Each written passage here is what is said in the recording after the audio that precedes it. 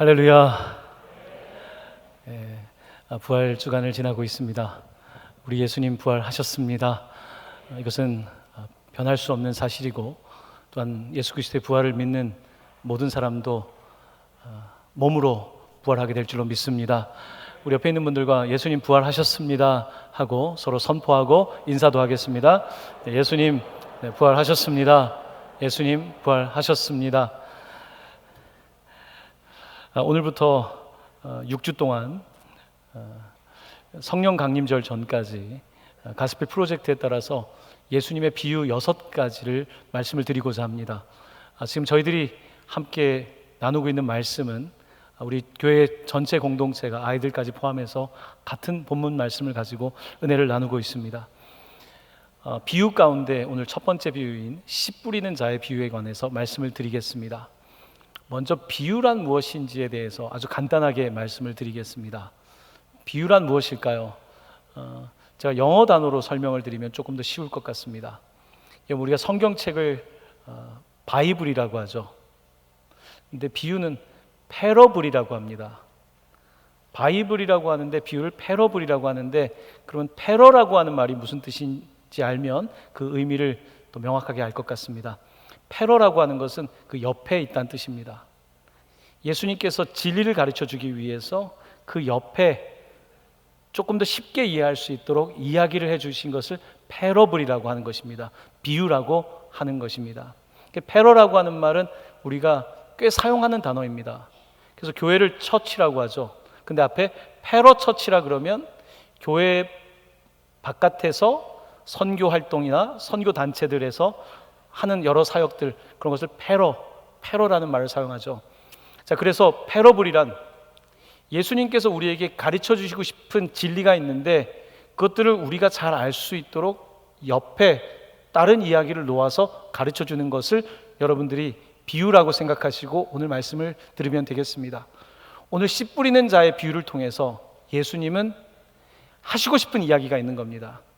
씨 뿌리는 농사 이야기를 하려는 것이 아니라 씨 뿌리는 자의 이야기를 통해서 하나님의 나라가 무엇인지에 대해서 그 진리를 가르쳐 주신 것입니다. 그 바이블, 그 핵심을 가르치기 위해서 다른 이야기를 해주신 것입니다.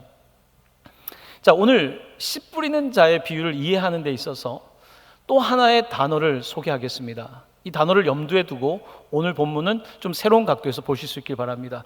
또 다른 영어 단어 하나입니다. 브로드캐스팅이라는 말을 들어보셨습니까? 우리가 방송을 브로드캐스팅이라고 부르죠. 브로드, 넓게, 캐스팅, 던진다. 그래서 KBS면 코리안 브로드캐스팅 컴퍼니가 되는 거죠. 한국의 방송 회사가 KBS, MBC, SBS, 여기에는 모두 브로드캐스팅이라는 말이 들어갑니다. 전파, 방송이라는 뜻입니다. 넓게 던진다는 뜻입니다. 이번 주에 탈북자 가정을 신방했습니다. 어떻게 탈북을 하게 되었는지 이야기를 듣는데 오빠가 강원도에서 군생활을 했다는 겁니다. 우리 남쪽에 있는 강원도 말고 북쪽에 있는 강원도에서 군생활을 할 때에 방송을 들었다는 거예요. 전파를 들은 것입니다. 브로드캐스팅을 들은 거예요. 우리 남한뿐만 아니라 북한까지 전파가 되기 때문에 그 브로드캐스팅을 듣고서 남한에 대한 소식을 알고 나서 또한 여러 가지 북한에서 살아가는 것이 어려워서 이제 탈북을 결정했다는 거예요. 그리고 나서 4남매가 모두 오빠의 도움으로 넘어오게 되었고 어머니까지. 그래서 자기는 가족이 모두 다 안전하게 넘어왔다는 거예요. 브로드캐스팅이 얼마나 중요한지, 이런 방송이 얼마나 중요한지 모릅니다. 우리 교회 오신 탈북자들 중에서도 극동방송을 들었다는 분들이 생각보다 많이 있습니다. 브로드캐스팅, 넓게 전파하는 것이 중요합니다. 자, 오늘 왜 제가 브로드캐스팅, 방송, 전파에 대한 말씀을 드리냐면, 오늘 예수님께서 하시는 씨 뿌리는 자의 이야기는 씨를 브로드캐스팅, 널리 뿌리는 그런 이야기입니다. 그런 각도에서 오늘 말씀을 보시면 여러분들에게 조금 더 이해가 빠를 것 같습니다. 그럼 예수님께서 오늘 이 씨 뿌리는 자의 비유를 말씀하셨는데 어떤 장소에서 하셨을까? 어디에서 그가 전파하셨을까? 화면에 보시면 예수님의 있던 곳을 정확하게 추적할 수는 없지만 사람들이 아마 이 정도 공간에서 예수님께서 말씀을 하지 않았을까라고 생각을 합니다. 여러분 화면을 보시면 이렇게 물이 안쪽으로 좀 들어와 있죠. 예수님께서 바로 저기에서 배에 앉으시고 마치 모양이 극장처럼 되어 있지 않습니까? 갈릴리의 북쪽에 가면 이 공간이 있는데 여기에서 말씀을 하신 거예요. 자, 그렇게 말씀을 하시면 참 놀랍게도 공간 자체가 주는 어쿠스틱이 되는 거예요. 공간 자체에서 울리는 거예요. 지금은 제가 전기 음향을 통해서 여러분께 설교를 하고 있습니다. 제가 목소리를 빼면 들리지가 않는 거죠. 자, 그런데 마이크가 없어도 저곳에서는 지리적으로도 그 다음에 바람이 잘 불기 때문에 여기서 말하면 브로드캐스팅이 되게 되어 있습니다. 많은 사람들이 말씀을 들을 수가 있는 겁니다. 예수님은 많은 사람들에게 그래서 말씀을 가르칠 수가 있었던 것입니다. 말씀을 브로드캐스팅을 들은 사람들은 그 다음에 또 가서 말씀을 전하는 거예요. 여러분 무언가를 전파할 때 가장 좋은 방법이 뭡니까? 마우스 투 마우스, 입에서 입으로 전하는 거예요. 예수님의 가르침을 들은 사람들이 입에서 입으로 예수님을 전파하게 되었는데 갈릴리뿐만 아니라 유대 지방까지 심지어 이방 지방까지 예수님에 대해서 알게 된 것입니다. 예수님께서는 오늘 이 비유를 말씀하시면서 아주 스마트한 방법으로 브로드캐스팅을 하고 있는 것입니다. 그런데 방법만 브로드캐스팅을 하는 것이 아니라 오늘 가르치는 비유의 내용도 브로드캐스팅입니다. 어떻게 씨를 널리 뿌리는가, 어떻게 널리 씨앗을 퍼뜨릴 것인가에 관한 말씀을 하고 있는 것입니다. 4장 3절입니다. 들으라, 씨를 뿌리는 자가 뿌리러 나가서 씨를 뿌리는 자가 뿌리러 나가서 캐스팅하기 위해서 나갔다고 말씀하고 있는 것입니다. 자, 이 말씀을 보면요, 씨를 뿌린다고 되어 있는데 지금 한참 이제 저희들이 꽃도 피고 열매도 맺고 막 이런 시기 아닙니까? 근데 사실 저는 농사를 져본 적이 없어요. 여러분 중에는 농사를 아는 분들은 이 말씀을 읽으면 조금 더 이해가 될지 모르겠어요. 그래서 제가 이번 주에는 2000년 전에 갈릴리에서 어떤 농법을 썼는지가 굉장히 궁금했습니다. 그래서 그것을 조금 알아봤어요. 2000년 전에 갈릴리는 어떤 농사법을 썼을까? 그들이 썼던 농사법을 드라이 파밍, 건조 농법이라고 부르더라고요. 건조한 지역에서 어떻게 농사했을까? 여러분 이스라엘의 평균 강수량이 550mm입니다. 우리나라의 채 절반도 안 될 수 있는 그 정도의 강수량을 가지고 있습니다. 550mm밖에 안 되는 강수량으로 어떻게 농사를 지을까요? 또 여기는 건기와 우기가 나눠져 있습니다. 그래서 우기는 11월, 12월 그때 이른 비가 오고요. 그리고 3월, 4월에 늦은 비가 옵니다. 그러면 그 다음에 여름 기간은 완전히 건기예요. 여러분들이 이스라엘에 가시면 5월달, 6월달, 7월달, 8월달 비 걱정할 일 없습니다. 완전히 건조한 시기예요. 자, 그러면 농사 씨는 언제 뿌리겠습니까? 비가 온 바로 그 시점, 그때 땅이 조금 씨앗을 품을 수 있는 그때 씨를 뿌리게 되는 것입니다. 그래서 11월, 12월 정도에 씨앗을 뿌리는 거예요. 자, 근데 씨앗을 뿌리는데 문제는 갈릴리는 언덕이 많습니다. 아까 보신 것처럼 호수가 있고 거기에 언덕이 되어 있고 거기에는 또 돌이 굉장히 많습니다. 이스라엘은 완전히 돌투성이에요. 그러면 언덕이 많고 돌이 많고 그 다음에 가시덤불과 이런 풀들이 많은 곳에서 어떻게 농사를 해야 될까?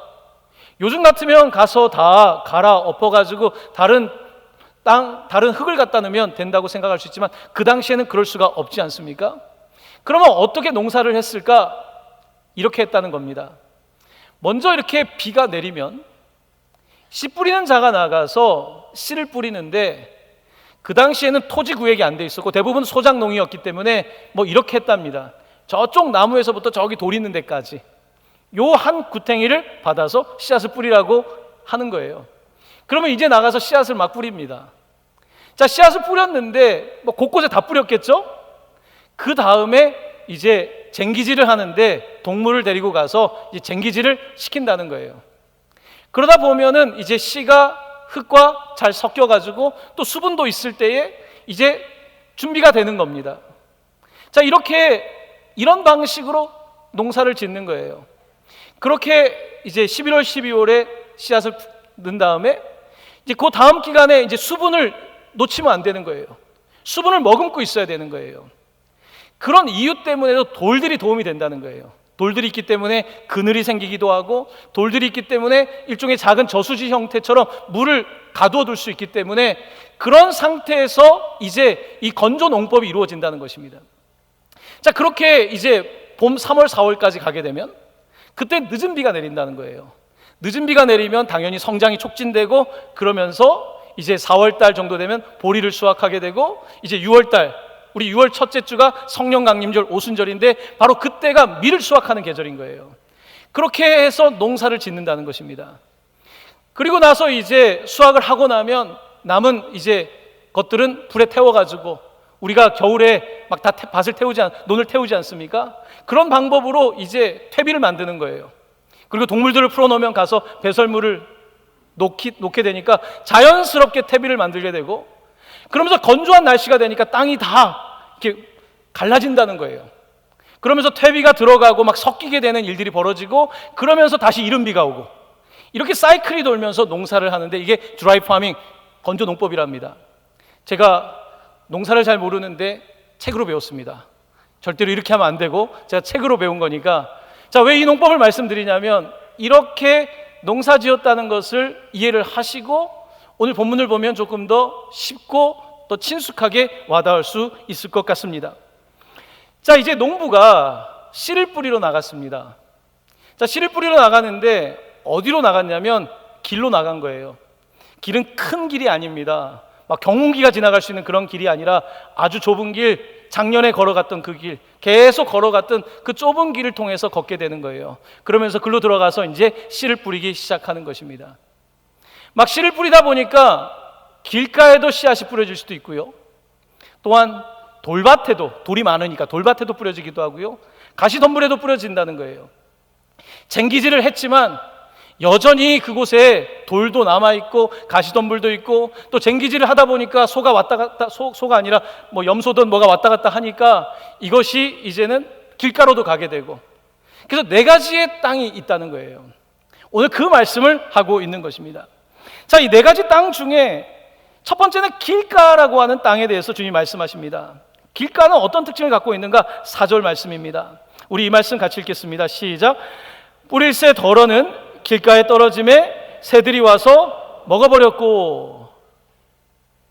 길가에 떨어진 씨앗이 있다는 거예요. 이것은 새들이 와서 먹었다는 것입니다. 여기서 새는 뭘까요? 예수님이 그 다음에 설명을 하시는데 사탄이 즉시 와서 가져간다는 거예요. 길가에 뿌려진 씨가 있다는 거예요. 우리도 길가와 같을 수 있다는 거예요. 오늘 말씀을 듣고 바로 새들이 가져갈 수 있다는 거예요. 아무 생각도 나지 않고 길가에 뿌려진 것처럼 바로 사단이 채갈 수 있다는 것, 바로 길가인 거예요. 두 번째입니다. 두 번째는 돌밭이에요. 돌밭은 어떤 땅인가? 5절 6절입니다. 함께 읽겠습니다. 덜어는 흙이 얕은 돌밭에 떨어짐에 흙이 깊지 아니하므로 곧 싹이 나오나 해가 돋은 후에 타소 뿌리가 없으므로 말랐고. 쟁기질도 했고 다 됐지만 워낙 돌이 많으니까요, 돌밭에 많이 뿌려졌을 겁니다. 문제는 흙이 얇다는 것입니다. 흙이 얇기 때문에 싹은 틔우는 거예요. 하지만 햇볕이 비칠 때에 이것을 견뎌낼 수가 없는 거예요. 수분을 도저히 유지를 못하니까. 그래서 이것들은 금방 말라 죽고 마는데, 예수님은 뭐라고 말씀하시냐면 16절 17절에서 돌밭에 대해서 이렇게 설명하십니다. 같이 읽겠습니다. 또 이와 같이 돌밭에 뿌려졌다는 것은 이들을 가리킴이니 곧 말씀을 들을 때 즉시 기쁨으로 받으나 그 속에 뿌리가 없어 잠깐 견디다가 말씀으로 인하여 환난이나 박해가 일어나는 때에는 곧 넘어지는 자요. 잠시 자라다가 넘어지는 자. 잘 못 자라는 거 있잖아요. 믿음 생활을 하려고 하면 늘 조금 자라다가 마는 거, 바로 이것이 돌밭이랍니다.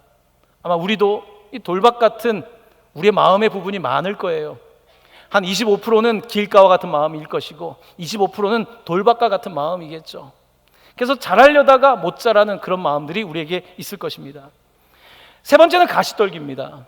가시떨기 또 잡초들 같은 건데요. 7절 말씀입니다. 같이 읽습니다. 더러는 가시떨기에 떨어짐에 가시가 자라 기운을 막음으로 결실하지 못하였고. 자, 세 번째는 싹 정도가 아니라 자라긴 하는데 이삭을 내지 못하는 그런 상태를 말하는데요. 18절 19절에서 예수님께서 이렇게 설명해 주셨습니다. 같이 읽겠습니다. 또 어떤 이는 가시떨기에 뿌려진 자니 이들은 말씀을 듣기는 하되 세상에 염려와 재물의 유혹과 기타 욕심이 들어와 말씀을 막아 결실하지 못하게 되는 자요.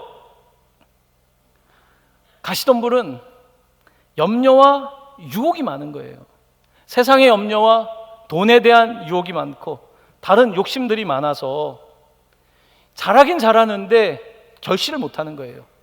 얼핏 보면은 잘하고 있는 것 같은데 늘 염려가 많은 거예요. 말씀이 내 안에 움직이기보단 염려가 많은 거예요. 기도하고 일어나기보다는 욕심이 너무 많은 거예요. 그러다 보니까 잘하긴 한 것 같은데, 겉으로는 괜찮은 것 같은데 그 사람을 잘 봤더니 딸 이삭이 없는 것입니다. 그런 밭이 우리의 삶에도 한 25% 될지 모르겠습니다. 나머지 25% 네 번째 밭은요, 8절입니다. 우리 같이 읽겠습니다. 시작. 더러는 좋은 땅에 떨어짐에 자라 무성하여 결실하였으니 30배나 60배나 100배가 되었느니라 하시고. 아멘. 우리 가운데에 그 소프트한 땅,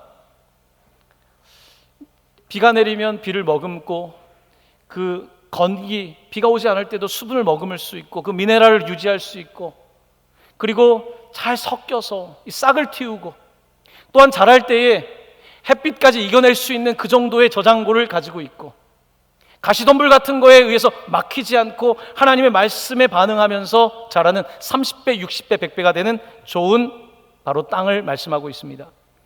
좋은 땅은 특별히 예수님의 이 비유는 마태마가 누가복음에 있는데, 누가는 좋은 땅에 대해서 조금 더 상세하게 우리에게 설명을 해주고 있습니다. 자, 누가복음 8장 15절, 좋은 땅은 과연 어떤 땅인지 같이 읽어보겠습니다. 좋은 땅에 있다는 것은 착하고 좋은 마음으로 말씀을 듣고 지키어 인내로 결실하는 자니라. 아멘. 좋은 땅에 있다는 것은, 착하다는 말은 정직하다는 말입니다. 정직하고 좋은 마음으로 말씀을 듣는 것만이 아니라 지키고, 말씀을 듣고 지키어 그 다음에 인내로 결실한다. 그러니까 12월 달에 씨앗을 뿌렸고 여러 가지 돌밭의 악조건, 물이 많이 없는 지역의 악조건, 거기다 가시덤불의 악조건이 있지만 인내한다고 표현하고 있습니다. 인내라고 하는 그 헬라어 원어를 찾아보면 여기에는 아래에 남아있다라고 하는 뜻이 있습니다. 아래에 남아있다. 인내라고 하는 것은 그 자리에 남아있는 것입니다. 씨앗을 어떻게 옮기는 게 아닙니다. 말씀이 뿌려졌는데 그 자리에 남아있는 거예요. 왜냐하면 이 싹이 튀어야 되는 거지 싹을 움직여서 될 게 아니지 않습니까? 좋은 밭은 인내하는 것입니다. 그 자리에 있는 것입니다.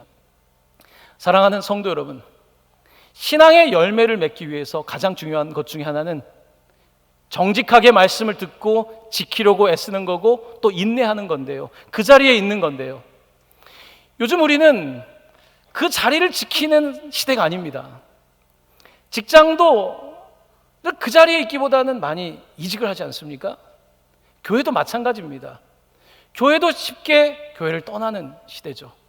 요즘은 유튜브로 영상으로 예배를 할 수 있기 때문에 우리는 기독교 컨텐츠를 소비하는 사람이 되어가고 있죠. 그러다 보니까 어떻습니까?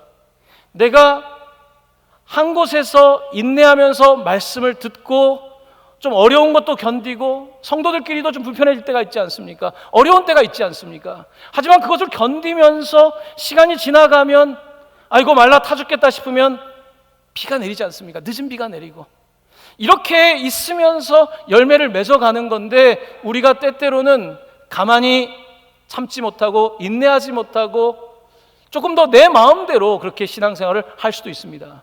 그런 경우에 열매를 맺기가 참 어렵습니다. 오늘 우리 시대는 좀 인내로 열매 맺기가 참 어려운 시대인 것 같습니다. 사랑하는 성도 여러분, 주변에 있는 분들을 보십시오. 한 교회에서 꾸준히 섬긴다는 것 쉬운 일 아닙니다. 거기에 열매가 맺힙니다. 거기에 열매가 맺혀요. 정말 내가 이곳에서 한 자리에서 그대로 하는 열매가 맺혀요. 공부하는 학생도 한 자리에서 몇 시간이라도 앉아있는 아이에게 열매가 맺히는 거거든요. 그 한 곳에서 끊임없이 그 분야를 파는 사람에게 반드시 열매가 맺히는 거거든요. 오늘 인내한다는 것은요, 좋은 땅이 된다는 것은 정말 그 자리에서 주님을 말씀을 믿고 참아내는 것입니다. 견뎌내는 것입니다. 그 가운데 하나님께서 30배, 60배, 100배의 결실을 주는 줄로 믿습니다. 자, 그렇습니다. 오늘 이 본문 말씀을 조금 더 부연 설명을 하자면, 오늘 우리가 마가복음 4장을 읽고 있고 씨 뿌리는 자의 비유를 읽고 있는데요, 4장 26절 29절에는 또 다른 씨 뿌리는 이야기 한 편이 등장합니다. 좋은 땅은 어떤 땅이고 어떻게 열매를 맺는지에 대한 아주 명확한 말씀인데요, 자, 이 말씀 제가 한번 읽어보도록 하겠습니다. 하나님의 나라는 사람이 씨를 땅에 뿌린과 같으니 그가 밤낮 자고 깨고 하는 중에 씨가 나서 자라되 어떻게 그리 되는지를 알지 못하느니라. 함께 읽을까요? 땅이 스스로 열매를 맺되 처음에는 싹이요 다음에는 이삭이요 그 다음에는 이삭에 충실한 곡식이라. 열매가 익으면 곧 낯을 대나니 이는 추수할 때가 이르렀음이라. 아멘. 놀랍게도 같은 마가복음 4장에서는 어떻게 30배, 60배, 100배가 되는가? 결론은 이겁니다. 스스로 열매를 맺는다는 거예요. 하나님 말씀이 스스로 열매를 맺는다는 거예요. 하나님 말씀이 스스로 열매 맺습니다. 좋은 땅이면 돼요. 내가 뭘 하는 게 아닙니다. 하나님 말씀이 내게 들어와서 내가 좋은 땅이 되면, 내가 견디면 생수의 강이 내한테 흘러서 그 수분이 떨어지지 아니하고, 또한 기도의 쟁기질을 통해서 기도로 김맥이어야 되지 않습니까? 이런 것들을, 필요한 것들을 다 뽑아내고, 그러는 가운데서 그 인내의 시간을 통해서 말씀이 스스로 열매를 맺는 것입니다. 하나님의 말씀은 살아있습니다.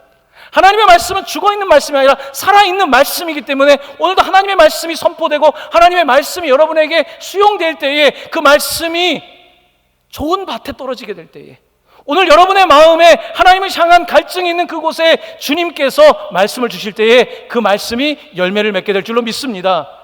이 말씀을 받을 때에 사단은 와서 빼앗아 가려고 할 것입니다. 빼앗아 가려고 부단히 애를 쓸 겁니다. 순식간에 빼앗아 갈 것입니다. 절대로 빼앗기면 안 되는 것입니다. 여러분 마음에 돌밭 같은 게 있습니다. 마치 신발에 있는 돌 하나처럼 우리 가운데 하나님의 말씀을 못 듣게 하는 나의 생각들이 있단 말입니다. 그 돌밭을 제거해야 되는 거죠.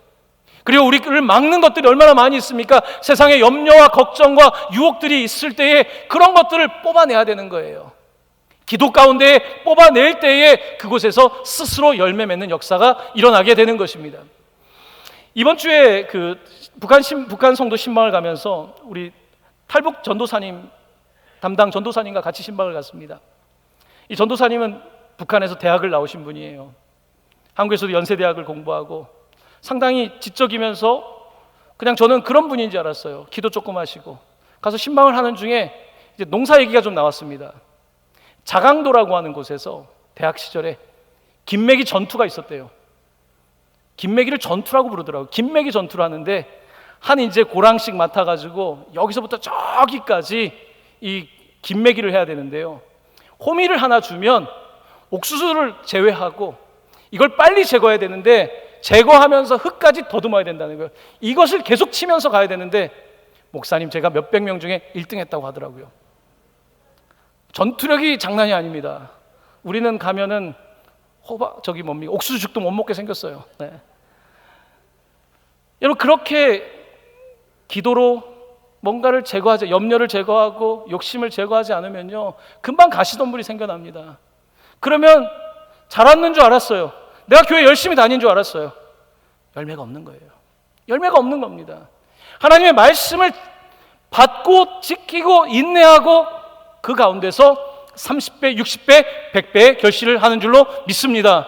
오늘 말씀이 여러분에게 100%라고 말했을 때에 여러분에게 있는 가장 좋은 25%의 밭에 떨어진 은혜가 있기를 간절히 축원합니다. 그렇습니다. 오늘 이 비유를 보통은 밭의 비유라고 부르지 않고 씨 뿌리는 자의 비유라고 말합니다. 저는 여기에 좀 주목하고 싶습니다. 여러분, 씨 뿌리는 자의 비유에서 여러분 생각을 해보십시오. 내가 씨를 뿌리는데 지금 다 정리가 된 좋은 토양이 아닙니다. 지금 아직 돌도 많고 정리가 안 돼 있는 곳에 가서 씨를 뿌리는 겁니다. 75%는 좋은 땅이 아닙니다. 여러분, 씨 뿌리는 자의 입장에서 어떻게 판단하시겠습니까? 여러분, 25%의 확률이에요. 어떻게 하시겠습니까? 25%의 확률을 보고 씨를 뿌릴 것입니까? 아니면 75%의 눈에 보여지는 것을 보면서 씨를 뿌리지 않겠습니까? 여러분, 우리는 산수 수학을 하는 사람이기 때문에 그런 마인드로 하나님 말씀을 대할 때가 참 많습니다. 75%를 바라보는 거예요. 75%가 농사가 안 될 거라고 생각하는 마음으로 그 땅을 바라볼 수 있는 것입니다. 25%를 바라보지 못하는 것이죠. 모세 때 12명의 정탐꾼을 보냈는데 10명의 사람들은 그 땅은 저주받은 땅이다 라고 말하지 않습니까? 그 땅은 거인들이 많고 우리는 메뚜기 정도밖에 안 된다고 말하지 않습니까? 여러분, 하지만 2명의 사람들은 아닙니다. 이 땅은 하나님이 주신 땅입니다 라고 말하지 않습니까? 씨 뿌린 자에게 가장 필요한 것은요, 확신입니다. 눈에 보이는 것이 아니라 하나님께서 여기에 30배, 60배, 100배의 결실을 준다는 것을 믿는 확신이 필요한 것입니다. 지난 주일에 부활절 예배를 마치고 여러분에게 마스크를 2통씩 드렸습니다. 한 통은 누군가에게 나누어 주라고요. 근데 이제 그걸 받은 이제 성도님 가운데서 어떤 분들은 이제 이것을 가지고 좀 더 많은 분들에게 나누어 주고 싶었대요. 그래서 그걸 가지고 가서 즉시 이제 그것을 5개씩 소분을 하신 거예요. 그래서 10명의 사람에게 나누어 주셨다는 거예요. 여러분, 얼마나 귀합니까? 이것을 받아서 10명의 사람한테 주면, 그러면 그걸 받았다고 해서 몇 명이 전도가 될까요? 10명이 받았다고 해서 몇 명 전도되겠습니까? 여러분, 전도하려면요, 75%가 아니 99%가 전도가 안 될 것처럼 보일 수 있죠. 하지만 내가 씨를 뿌릴 때에 1%라도 좋은 땅에 열매 맺는 것을 믿기 때문에 하는 것입니다. 브로드캐스팅은 그런 거예요. 방송을 한다는 것은 그런 겁니다. 여러분, 북한에 아무도 듣지 못한다고 생각하면 브로드캐스팅을 못하죠. 하지만 믿음으로 극동방송에서 어떻게 합니까? 제가 제주도를 가보니까 그 넓은 그 접시가 있지 않습니까? 북한까지 방송을 내보내지 않습니까? 왜요? 왜 브로드캐스팅을 합니까? 거기까지 말씀을 증거하는 거죠. 그 말씀을 듣는 거죠. 오늘 우리는 이 시대를 살아가면서 어쩌면 너무 셈이 빠르죠. 75% 안 된다는 거예요. 아닙니다, 여러분. 25% 아니 25%가 아니라 2.5%라고 할지라도 믿음을 가지고 씨앗을 뿌리는 것이 바로 전도이고 하나님이 원하시는 것입니다.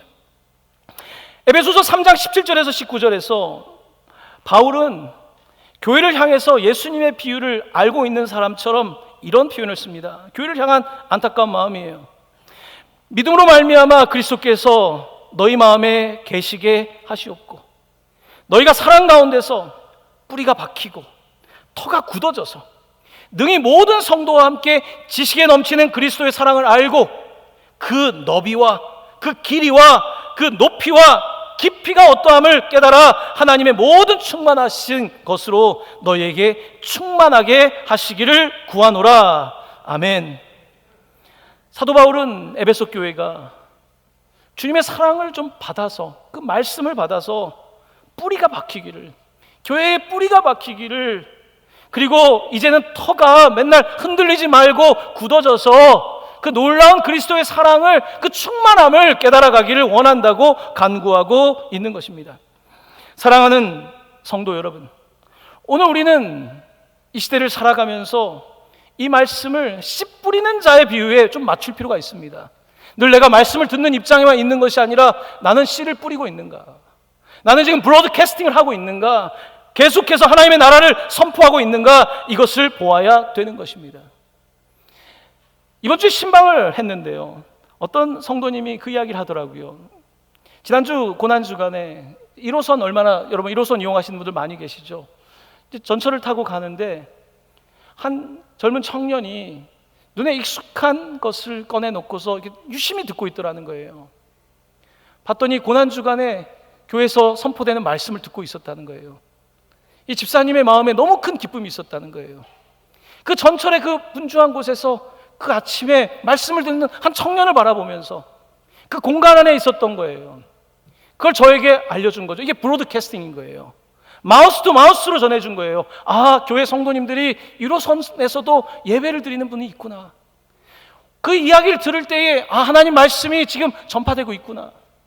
여러분, 이 마스크를 소분해서 나눠주면서 사람들이 뭐라고 하든지 상관없이 말씀을 전하는 것, 이것이 오늘 우리가 해야 될 일인 거예요. 하지만 오늘 이 시대 가운데 우리는 그 믿음을 잃어버리고 씨를 뿌리기보다는 그저 어차피 뿌려도 되지 않겠지, 이와 같은 패배의식 속에 성령께서 주지 않는 사단이 주는 그런 말을 듣고 우리가 그 자리에 놓여 있는 것은 아닙니까? 그렇습니다. 오늘 말씀은 우리에게 씨 뿌리는 자의 비유를 하고 있습니다. 브로드캐스팅에 관하여 말씀하고 있습니다. 브로드캐스팅 하는 자는 어떻게 해야 될까요? 시편에 있는 말씀입니다. 함께 읽겠습니다. 시작. 울며 씨를 뿌리러 나가는 자는 반드시 기쁨으로 그 곡식단을 가지고 돌아오리라. 아멘. 울며 씨를 뿌리러.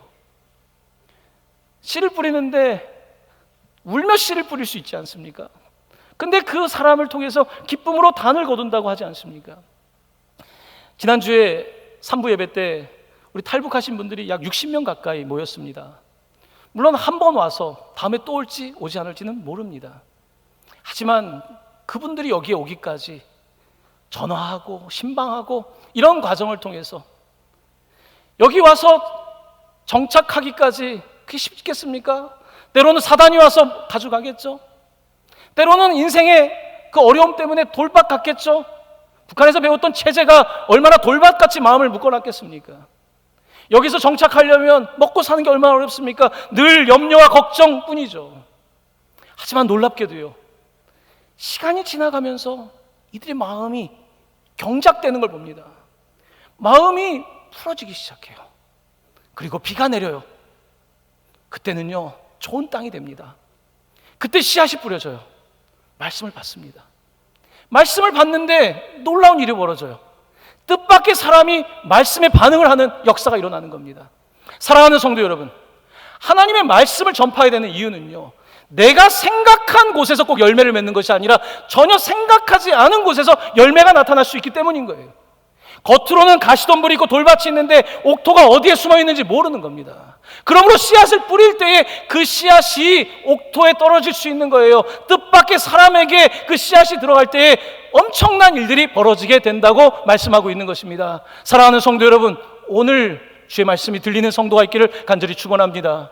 오늘 주의 말씀이 들릴 때에 주님, 저는 돌짝밭인데 이 돌들을 제거해 주시고 오늘 이곳에 주님의 말씀이 심겨지길 원합니다. 살아있는 주의 말씀이 내 안에서 작동하기를 원합니다. 고백하며 나아갈 때에 여러분, 이것은 스스로 하는 것입니다. 내가 하는 것이 아니라 말씀이 하는 것입니다. 말씀이 내게 용기를 주는 것이고 말씀이 내 몸을 일으키는 것이고 말씀이 견디게 하는 것입니다. 그래서 그 말씀을 통해서 역사가 일어나게 되는 것입니다. 어제 시간을 내어서 우리 교회 청년 3사람이 창업한 햄버거 가게를 다녀왔습니다. 햄버거 가게는 경희대학교 앞에 멀리 있더라고요. 오전부터 다녀왔습니다. 3명의 청년들이 의기투합을 했어요. 그곳에서 같이 성도들이 모여서 예배를 드리면서 제 마음속에 참 작은 감격이 있었습니다. 3사람은 주일날 이 식당 문을 닫아요. 식당 문을 주일날 닫는다는 것이 여러분 어떤 겁니까? 저는 목사로서 그 친구들 보면서 좀 미안한 마음이 있었습니다. 인간적으로. 아니, 사업 초기에 주일날 문을 닫아서 어떡하려고. 요즘 자영업 2년 넘어가는 것도 많이 없다는데 이 시기에. 한편으로는 마음이 무거웠습니다. 또 한편으로는 참 고마웠습니다. 제가 어릴 때부터 봤던 그 청년들이 믿음을 지키고 자라서 주일은 문을 닫겠습니다. 그렇게 식당을 운영하고 있는 거예요. 같이 신방 간 곳에 고등부 때부터 이 친구들을 보고 같이 걱정하고 염려해 준 고등부 교사 선생님이 같이 가셨어요. 같이 가서 그들을 축복하면서 사업적인 컨설팅도 하셨더라고요. 원래는 근처에 햄버거 가게를 내려고 했다가 글로 가게 된 사연을 이야기해 주더라고요. 목사님, 많은 사람들이 사업을 할 때 집 가까운 곳에 창업을 합니다. 집 가까운 데 창업을 하면 모든 면에서 가깝잖아요. 더 빨리 갈 수도 있고. 그런데 가까운 곳에서 창업을 해야 되는 것이 아니라 사람이 많은 곳에 창업을 해야 됩니다. 그래서 그곳에 갔더니 정말 사람이 많더라고요. 임대료도 반도 안 되더라고요. 그래서 그곳에서 창업을 했다는 거예요. 100군데 이상을 다녔고, 그래서 창업을 하고 3명이 주일날 닫기로 하고 그렇게 햄버거를 만들었는데 제가 싸우질 못했습니다. 엄청 맛있더라고요. 여러분, 무슨 이야기입니까? 여러분, 회사를 출근할 때 가까운 회사 다니십니까? 여러분, 가까운 회사 다니세요? 1시간 이상 다니지 않으세요? 운전 2시간 하지 않으세요?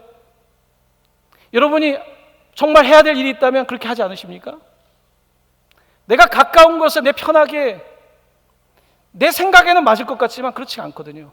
힘들고 불편해도 그렇게 하는 것이 더 성공 확률이 높은 거 아닙니까? 여러분의 신앙에 대해서 생각해 보십시오. 여러분, 신앙은요, 사실은 불편함 속에서 자라는 겁니다. 신앙은 불편해요. 작년에 우리 교회 천막교회 옛날 이야기 하지 않았습니까? 불편해요. 천막에서 시작됐어요. 불편합니다. 신앙은 불편한 거예요. 왜 불편한데 그렇게 합니까? 불편을 감수하는 거죠. 힘든 걸 감수하는 거죠. 여러분, 오늘 우리가 이 시대를 살아가면서 모든 것이 컨비니언하고 편해지지 않았습니까? 신앙은 더더욱 그래요. 참 코로나가 이제 마무리 중에 있다는 생각을 하고는 있지만요, 참 많이 속상했습니다. 왜냐하면 코로나의 초기에 모든 책임을 교회에다 돌리는 분위기였거든요. 사실 팩트 체크가 되지 않은 내용이었거든요. 교회가 코로나의 주 온상은 아니었거든요. 하지만 사람들은 교회에다가 핑계를 대야 됐고 신천지가 있었고, 그런 과정에서 저희는 참았어요. 왜 참았습니까? 사회적인 책임이라는 것이 너무 컸기 때문에 더 말하지 않았습니다. 하지만 이제는 때가 됐어요. 이제 우리는 어느덧 편리해졌어요. 이제 신앙생활 하는 것도 어디든지 할 수 있어요. 산에서도 할 수 있고요, 캠핑에서도 할 수 있고요, 어디든 할 수 있어요. 하지만 중요한 것은요, 내가 어쩌면 편리함 속에 가장 중요한 신앙을 까먹고 있을지 모른다는 거예요. 제가 3명의 청년들에게 부탁을 했습니다.